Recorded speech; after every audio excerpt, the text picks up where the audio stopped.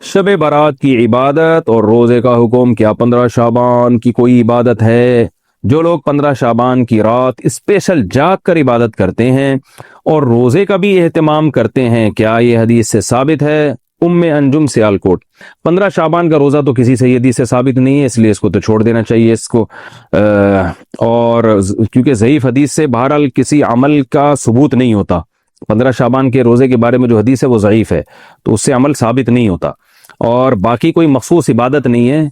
और 15 शाबान में बहुत इख्तलाफ है उलमा का कि ये इसकी रात की कोई फजीलत है भी या नहीं। बहरहाल जुमहूर इसकी फजीलत के कायल हैं, तो अगर कोई इसकी फजीलत की बिना पर इबादत करना चाहे तो इबादत का कोई मखसूस तरीका नहीं है, जैसे चाहे इबादत करें, बल्कि मखसूस तरीका ईजाद कर लेना ये बिदअत है।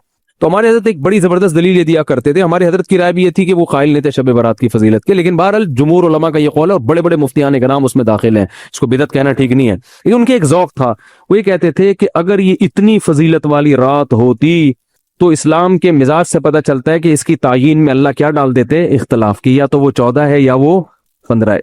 एक उनका ज़ौक़ था, लेकिन बहरहाल जुमहूर की राय वो बड़ी मजबूत राय है, वो भी बड़ी मजबूत राय है, ठीक है ना। और फतवा भी उसी पे दिया जाता है कि इस रात को इबादत करेगा तो दूसरी रातों की निस्बत उसको सवाब ज्यादा मिलेगा। वो पटाखे वटाखे तो हैं ही नहीं, वो तो लोगों ने वैसे ही बनाए हुए हैं, उनका तो कोई ताल्लुक ही नहीं है। वो इसकी फजीलत के कायल हैं और वो इसके कायल हैं कि इस रात में इबादत करनी चाहिए, तो आप जुमहूर के मजहब को फॉलो कर सकते हैं। तो अब ये बात तो हो गई, जुमहूर का मजहब मैंने आपको बताया कि वो इस रात में फजीलत के कायल हैं कि इस रात में इबादत करनी चाहिए। लेकिन कैसे करनी चाहिए, इस पर तमाम उलमा का इत्तिफाक है कि मस्जिद में जत्थे बना के जाना या इज्तिमाई इबादत करना ये बिल्कुल बिदअत है, बिल्कुल नाजायज़ है। इसी तरह कोई मखसूस किस्म की नमाज पढ़ना कि पहली रकत में ये वाली सूरत, तो दूसरी में ये वाली सूरत, तो तीसरी में ये वाली सूरत, ये बिल्कुल बिदअत है। सलातो तस्बीह की जमातें बिदअत हैं।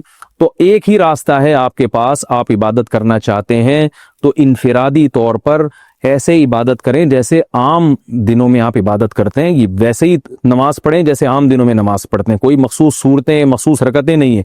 जितनी अल्लाह तौफीक दे, तन्हाई में आप 2 रकतें, तहज्जुद की 4 रकतें, 6 रकतें, 8 रकतें, 16 रकतें, जितनी अल्लाह तौफीक दे आप रात को खड़े होकर इनफिरादी नमाज पढ़ें।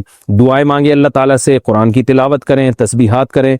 जत्थे ना बनाएं मस्जिद में, चिरागा ना करें, बत्तियां ना लगाएं, कब्रिस्तानों पर रश ना करें। ये सब नाजायज़ और सब हराम है, गुनाह है, इसका इस्लाम में कोई तसव्वुर नहीं। करना है तो सिर्फ एक काम आप कर सकते हैं कि सिर्फ इबादत करें, और अल्लाह की रहमत से उम्मीद की जा सकती है कि अल्लाह ताला इस रात में आपको इबादत का दूसरी रातों की निस्बत सवाब अता फरमाएगा। क्योंकि आप अगर जुमहूर उलमा को फॉलो कर रहे हैं तो हमें यानी जिनके पास इल्म नहीं है तो उनको उलमा ही को फॉलो करने का अल्लाह ने हुक्म दिया है। तो आप जुमहूर उलमा की राय पर अमल करते हुए अगर इबादत करना चाहें तो अल्लाह की रहमत से उम्मीद है कि इंशाअल्लाह आपको सवाब मिलेगा। लेकिन इबादत का कोई मखसूस तरीक़ा हरगिज़ नहीं है। पंफलेट बट रहे होते हैं कि ये वाली सूरत पढ़ने से ये हो जाएगा, तो ये वाली सूरत पढ़ने से ये हो जाएगा, ये बिल्कुल गलत है। तो इनफिरादी इबादत होगी और ऐसे ही इबादत का तरीक़ा होगा जैसे पूरे साल होता है। नमाज उसी तरह पढ़ी जाएगी जैसे पूरे साल पढ़ी जाती है, दुआएं मांगी जाएंगी। अपने तौर पर इज्तिमाई सतह पे कोई अमल ना किया जाए।